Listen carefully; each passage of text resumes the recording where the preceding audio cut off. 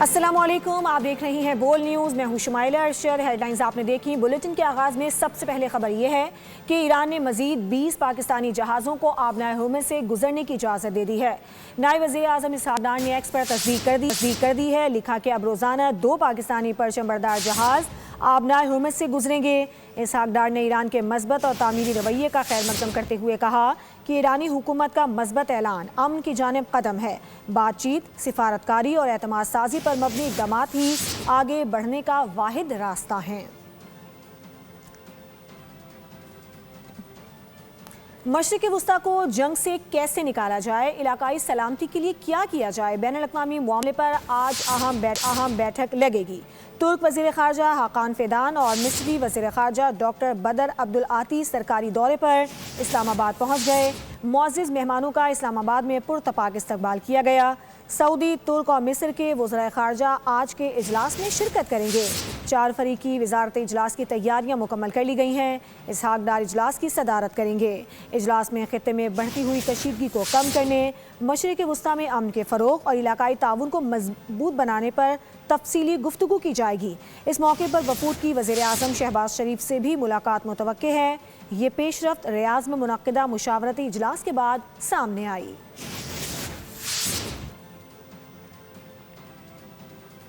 मशरिक़ वुस्ता में जारी कशीदगी में कमी लाने के लिए पाकिस्तान कोशां है। वज़ीर आज़म का ईरानी सदर से टेलीफोनिक राबता हुआ। 1 घंटे तक गुफ्तगू की गई। वज़ीर आज़म शहबाज शरीफ ने ईरान पर इजरायली जारहियत को तशवीशनाक करार दिया। जानी नुकसान पर इजहार ताज़ियत किया।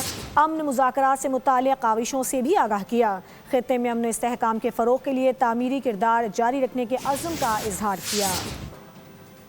मशरिक़ वुस्ता में तबाहकुन जंग, पाकिस्तान अमन के लिए सिफारती महाज पर मुतहर्रिक। वज़ीर आज़म और ईरानी सदर के दरमियान 1 हफ्ते के दौरान दूसरा टेलीफोनिक राब्ता। खित्ते की सूरत हाल और अमन की कोशिशों पर तफसीली तबादला ख्याल किया गया। शहबाज शरीफ ने मसूद पेज़ेश्कियान को नायब वज़ीर आज़म इसहाक डार और फील्ड मार्शल सैयद आसिम मुनीर के अमरीका और अरब ममालिक से सिफारती राब्तों से आगाह किया। इज्तिमाई कोशिशों से कशीदगी के खात्मे की मौसर राह निकलने की उम्मीद का इजहार किया। वज़ीर आज़म ने ईरान पर इसराइली हमलों की शदीद मज़म्मत की। ईरानी अवाम के साथ मुकम्मल इजहार यकजहती। दोनों रहनुमाओं की गुफ्तगू 1 घंटे तक जारी रही। ईरानी सदर ने मुज़ाकरात और सालिसी के लिए पाकिस्तान के मुस्बत किरदार को सराहा। एतमाद साजी की ज़रूरत पर जोर दिया। नायब वज़ीर आज़म इसहाक डार की कतरी वज़ीर आज़म से टेलीफोनिक गुफ्तगू हुई। इलाकाई और आलमी सूरत हाल पर तफसीली बातचीत की गई। कतरी क़यादत ने अमन इस्तेहकाम के लिए पाकिस्तान की कोशिशों को सराहा। बरादराना ताल्लुकात को मज़ीद मजबूत बनाने के अज़्म का इयादा। बदलती सूरत हाल पर करीबी राब्ते में रहने पर इत्तफ़ाक़ किया गया। वज़ीर ख़ारजा इसहाक डार का इंडोनेशियन हम मनसब से भी टेलीफोनिक राब्ता। इलाकाई और आलमी सूरत हाल पर तबादला ख्याल। 2 तरफ़ा ताल्लुकात और बाहमी दिलचस्पी के उमूर पर भी गुफ्तगू।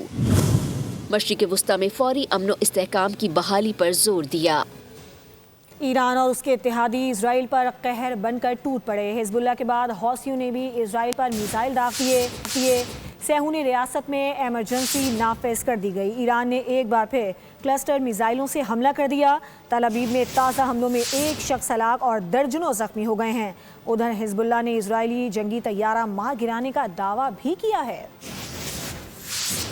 ईरान का सेहूनी रियासत को मुंह तोड़ जवाब। हिजबुल्लाह के बाद यमनी हूसी भी मैदान में आ गए। क्लिस्टर और हाइपरसोनिक मिसाइल इसराइल पर कहर बनकर टूटे। इसराइल में वसी पैमाने पर तबाही। तेल अवीव, हीफा समेत अहम शहरों पर मिसाइल गिरे। हूसियों ने पहली बार इसराइल पर मिसाइल हमला किया। मिसाइल जनूबी इसराइल की तरफ दागे गए। बीरशेबा और करीबी इलाकों में अलर्ट जारी कर दिया गया। इसराइली मीडिया के मुताबिक ताज़ा मिसाइल हमलों में तेल अवीव में 60 साला शख्स हलाक, दर्जनों जख्मी हो गए। हिजबुल्लाह ने इसराइली जंगी तैयारा मार गिराने का दावा कर दिया। अरब मीडिया के मुताबिक हिजबुल्लाह ने 24 घंटे के दौरान इसराइल पर 80 से ज्यादा हमले किए। इसराइली टैंकों को भी निशाना बनाया गया। ईरान का सऊदी अरब में कायम प्रिंस सुल्तान एयरबेस पर हमला। 12 अमरीकी फौजी जख्मी हो गए। 2 एहलकारों की हालत तशवीशनाक है। तर्जमान पाज़ारा इनकलाब ने अल-खर्ज बेस पर हमला करके रिफ्यूलिंग तैयारा तबाह करने का दावा किया है। हमले में 3 तैयारों को भी शदीद नुकसान पहुंचा। کویت ایئرپورٹ پر بھی حملہ کیا گیا جس سے ریڈار سسٹم کو نقصان پہنچا۔ ابوظہبی میں میزائل کا ملبہ گرنے سے 5 افراد زخمی ہو گئے۔ ادھر ایران نے دبئی میں اینٹی ڈرون فیکٹری پر حملے کا دعویٰ کر دیا۔ عمان میں بھی امریکی کارگو جہاز کو نشانہ بنایا گیا۔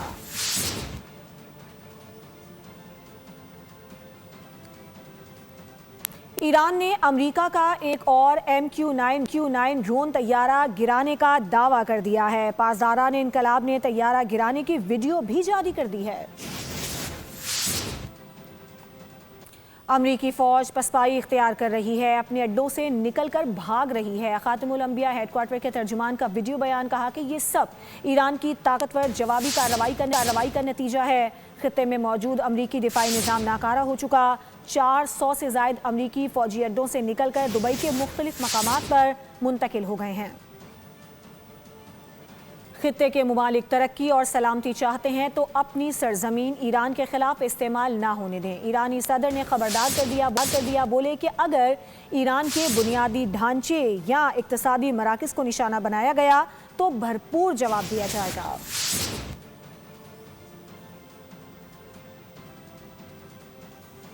امریکہ اور اسرائیل کی جانب سے ایران پر جارحیت کا سلسلہ نہیں تھم سکا ہے۔ اسرائیل نے ایک بار پھر ایران کی جوہری تنصیبات پر حملہ کر دیا۔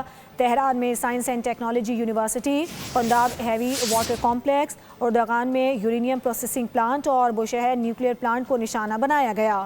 خوزستان اور مبارکہ کے اسٹیل پلانٹس پر بھی حملے کیے گئے۔ حملوں کے بعد اسٹیل پلانٹ سے پیداوار معطل ہو گئی۔ حملوں میں 5 افراد شہید ہو گئے۔ اسرائیل کے لبنان پر بھی حملے ہوئے۔ طبی عملے کے 5 افراد شہید ہوئے۔ ایرانی فوج کی صلاحیتوں سے متعلق غلط اندازہ لگایا گیا۔ صہیونی ریاست ایران کی طاقت سے خوفزدہ۔ نیتنیاہو اور موساد کے سربراہ میں ٹھن گئی۔ اسرائیلی میڈیا اندر کی خبر سامنے لے آیا، دعویٰ کیا کہ موساد چیف ایک ہفتے سے اہم میٹنگز میں شرکت نہیں کر رہے ہیں۔ موساد سربراہ پر ایرانی فوج کی صلاحیتوں سے متعلق غلط معلومات دینے کا الزام ہے۔ اسرائیلی وزیر اعظم نے ایران جنگ کی ذمہ داری موساد پر ڈال دی ہے، جبکہ موساد نے نیتنیاہو کو جنگ کا ذمہ دار قرار دے دیا۔